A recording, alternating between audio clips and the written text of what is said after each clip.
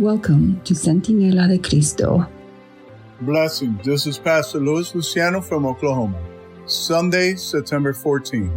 The tent of meeting. Read Exodus chapter 33, verses 7 to 11. Why did God ask Moses to build the tent of meeting? We must not confuse the tent of meeting built outside of Israel's camp with the tabernacle, which was later constructed and located in the center of the camp. We do not know how often Moses consulted with God in the tent of meeting. However, one thing we know for sure, Moses' encounters with God resulted in a close friendship between them. The Lord spoke to Moses face to face, as a man speaks to his friend. Exodus chapter 33, verse 11. A friend is a person we can consult and openly discuss most everything with and trust that he or she will never reveal it to others. A friend is one of the nicest things to have and one of the nicest persons to be. As recorded in Exodus chapter 19 to chapter 34, the story of Moses is very instructive of how God transforms our lives. How did God build a relationship with this outstanding leader?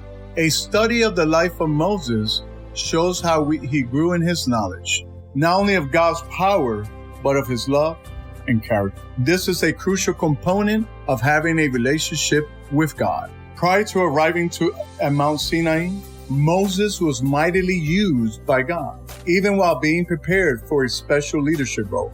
In the land of Midian, while taking care of sheep, God inspired him to write 2 books, Job and Genesis.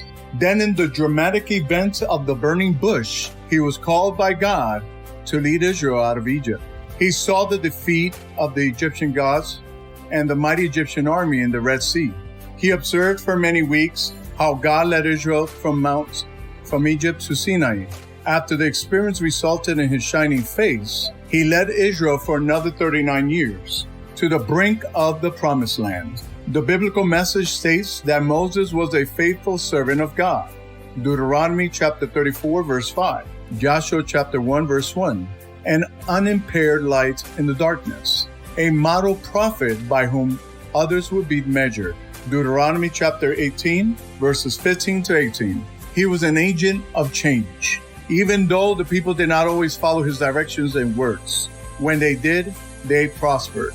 We may learn from Moses because his exceptional life story tells us what God can do when we let him change us. What were some turning points in your walk with God, where you recognize how he worked powerfully in your life?